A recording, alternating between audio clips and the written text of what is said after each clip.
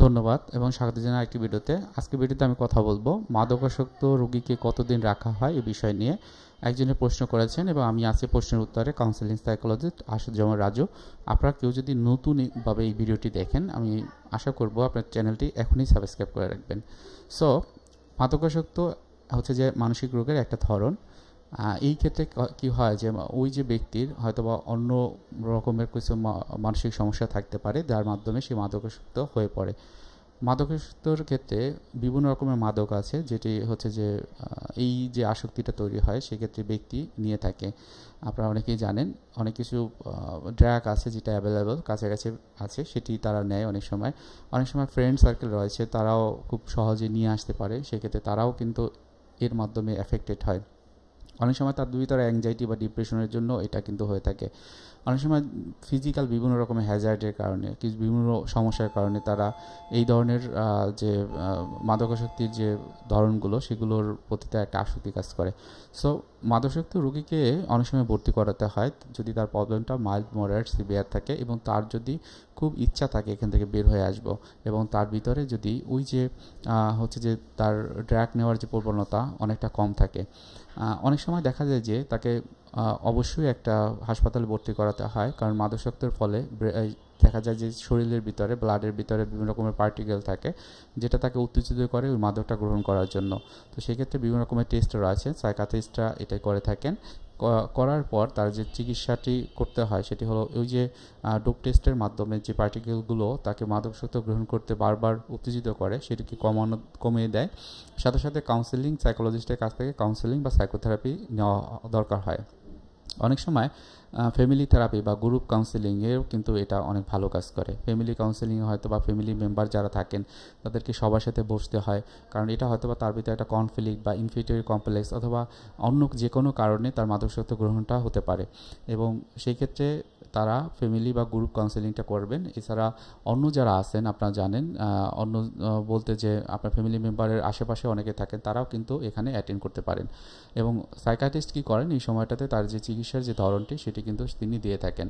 এখন আপনারা অবশ্যই এই যে একটা হসপিটালে যখন ভর্তি হবেন তখন যেটি হবে যে ওই যে সাইকিয়াট্রিস্ট এবং সাইকোলজিস্ট তারা তাদের সিস্টেম অনুযায়ী, অর্থাৎ ওই রোগীর ক্ষেত্রে কতদিন পর তাকে দেখতে হবে সেটা তারা নির্ধারণ করবে, এবং ওইখানে থাকা অবস্থায় তাকে অবজারভেশনে রাখা হয়। এবং ফ্যামিলি মেম্বার এবং কাপল যদি থাকে সেক্ষেত্রে তাদেরকে নিয়েও কিন্তু বসতে হয়, যেটা একটু সময় সাপেক্ষ, আপনারা বুঝতে পারবেন। একজন কাউন্সিলিং সাইকোলজিস্ট হয়তো যখন সে ভর্তি থাকবে 2টি সেশন প্রতি সপ্তাহে নিতে পারে বা 3টিও নিতে পারে, এবং সাইকিয়াট্রিস্ট হয়তো বা প্রতি সপ্তাহে 1বার বা 2বার করে তাকে দেখবে। অন্যান্য ডক্টররাও থাকেন হসপিটালে তার এই যে মাদকাসক্তের রোগীদের ক্ষেত্রে। তো যখন তার শরীরের পার্টিকেলগুলো কমে যায়, যেটা হলো তাকে মাদক গ্রহণতে অনেক বেশি উৎসাহিত করে, এবং কাউন্সেলিং বা সাইকোথেরাপির মাধ্যমে তার আশেপাশে যারা থাকে তাদের ভিতরে একটা বন্ডিং তৈরি হয়, রিলেশনশিপের ক্ষেত্রে একটা স্ট্রং একটা রিলেশনশিপ তৈরি হয়, তখন কিন্তু আস্তে আস্তে এই যে তার ওষুধের পরিমাণটা বা তার যে কাজগুলো সেগুলো কিন্তু সে ঠিকমতো করতে পারে মাদকাসক্তের ক্ষেত্রে। এখন কথা হলো এটা নির্ভর করবে অনেক কিছুর উপরে, যেমন হচ্ছে যে ওই রোগীর অবস্থা কী, কতদিন ধরে মাদক নিচ্ছে, এবং আশেপাশে যারা ছিল তাদের সাথে সম্পর্কটা এখন কোন পর্যায়ে আছে।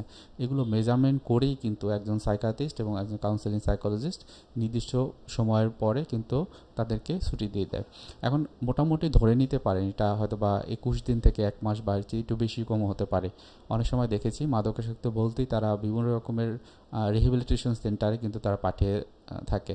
তো এই বিষয়টায় আমার কিছুটা কনফিউশন কাজ করে। আমি আপনাদেরকে বলবো আপনারা অবশ্যই কোনো একজন সাইকিয়াট্রিস্ট এবং সাইকোলজিস্টের আন্ডারে থেকে যে কোনো একটা হসপিটালে তারা যেখানে বলবে সেখানে ভর্তি হবেন।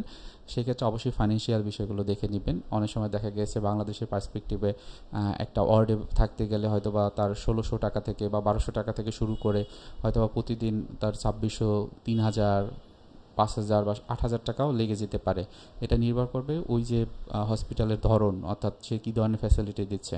এসি রুমে থাকলে, ওয়ার্ডে থাকলে বা একটা রুম শেয়ারিং করলে তার উপর নির্ভর করে। সুতরাং এক্ষেত্রে আপনাকে কিন্তু ওই জায়গাতেই যেতে হবে, গিয়ে তারপর জানতে হবে তাদের ফ্যাসিলিটিগুলো কী দেবে। এছাড়াও হয়তোবা দেখা যায় যে এই প্যাকেজের ভিতরেই, অর্থাৎ আপনাকে যদি 2600 টাকা নেয় বা 2500 টাকায় প্যাকেজের ভিতরে হয়তো বা 3 বেলা খাবার দিবে। অনেক ক্ষেত্রে এটাও হতে পারে যে আপনার ওষুধ যেটা লাগবে তারা দিবে, এটা হতে পারে। সো সাইকিয়াট্রিস্ট এবং সাইকোলজিস্ট যারা থাকেন তাদের সেশন ফি অনুযায়ী তারা কিন্তু পেমেন্টটা নিয়ে থাকেন, এবং সেক্ষেত্রে তো আপনারা জানেনই প্রতিদিনের যে সেশন ফি থাকে না। সাইকিয়াট্রিস্ট হয়তো বা সপ্তাহে 1-2 বার আসতে পারে বা তাকে দেখতে পারে, এবং যে কাউন্সেলিং সাইকোলজি সে হয়তো বা 1, 2 বা 3টে সেশন প্রতি সপ্তাহে নিতে পারে। সুতরাং এইভাবে ভেরি করবে। মনে রাখবেন মাদকাসক্ত যে ব্যক্তি অনেক ক্ষেত্রে কিন্তু সে মোটিভেশনটা পায় না, সেক্ষেত্রে মোটিভেশনটা পাওয়ার জন্য ওই যে কাউন্সেলিং বা ক্লিনিক্যাল সাইকোলজিস্ট সর্বোচ্চ তার এফোর্টটা দেবে, কাউন্সেলিংটা করাবে, এবং সাইকিয়াট্রিস্টও এখানে হেল্প করবে। সুতরাং খুব বেশি চিন্তা না করে আপনার রোগী যদি মাদকাসক্ত আক্রান্ত হয় যত দ্রুত সম্ভব আপনি একজন সাইকিয়াট্রিস্টের চেম্বারে যেতে পারেন বা হসপিটালে যেয়েও কিন্তু তাদেরকে পেতে পারেন। মনে রাখবেন শুধুমাত্র ওষুধের চিকিৎসা না, সাথে সাথে তাকে কাউন্সেলিংটা করানো জরুরি হবে, কেননা এটা আবার রিল্যাপস হতে পারে, পুনরায় ফিরে আসতে পারে। আশা করি বুঝতে পেরেছেন। কারো কোনো প্রশ্ন থাকলে তারপরও কমেন্টে জানাবেন। ধন্যবাদ।